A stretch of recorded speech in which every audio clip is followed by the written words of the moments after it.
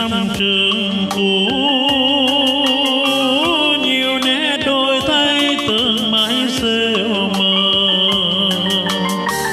Bên hiên hàng giờ tìm những bạn xưa, may ra có còn đôi đứa vẫn yên vui sống đời học trò. Băn khoăn đời chờ người sao chẳng đến, hoài lá hoài hoa chỉ thấy im lìm. Cây dương đầu trường con khắc hàng tên, hoa leo phú vàng đang kinh tiếng ve ruộng. Nghe gợi buồn thế.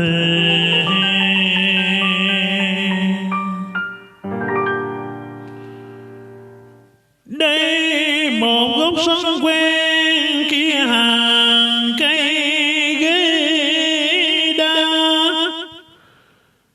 Tôi đứng nhìn em, tưởng em còn đói biển tóc mây bay trong gió thu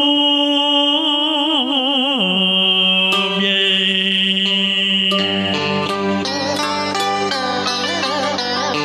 Lòng thầm trách đai sao nỡ quên thề, mình đã hẹn nhau ngày sau tao ngộ ta sẽ cùng về thăm lại trường xưa.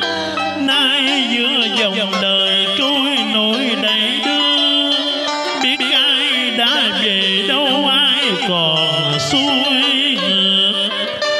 Tôi nhớ bạn bè như nhớ người yêu, bởi có tình nào đẹp hơn tình áo trắng.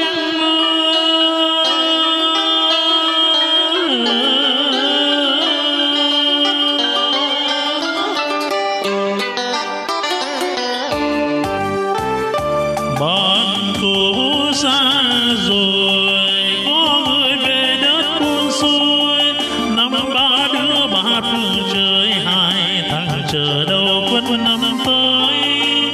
Về ơi, hát gì điều nhạc lắm ly, khóc người biệt sơn ghế cố nhân đi bao giờ mới về.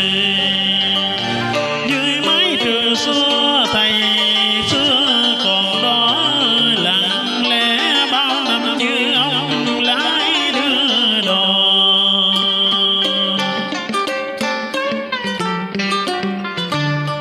Bao lớp thời đi, bao lớp học trò, những thế hệ đã qua đã thành nhân chi mỹ.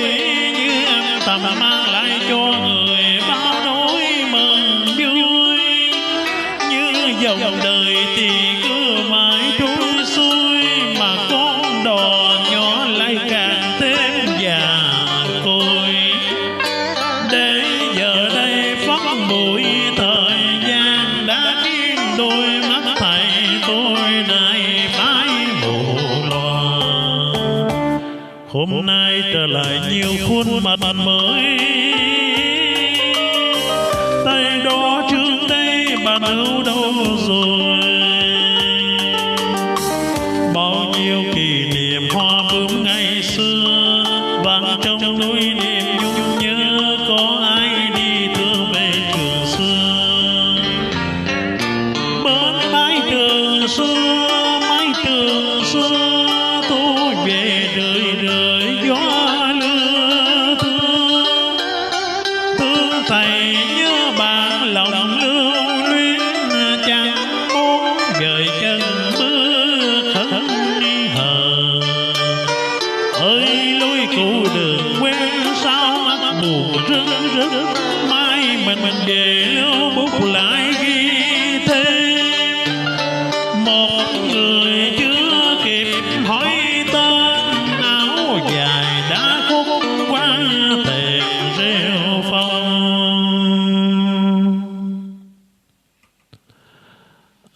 Và vừa rồi mọi người thưởng thức bài hát Trường Cũ Tình Xưa. Nhật Hồng xin chào Nguyễn Tuyết Mai. Xin chào Nguyễn Thiên Mai và xin chào tất cả mọi người. Xin cảm ơn mọi người đã vào thưởng thức Nhật Hồng ca. Xin cảm ơn.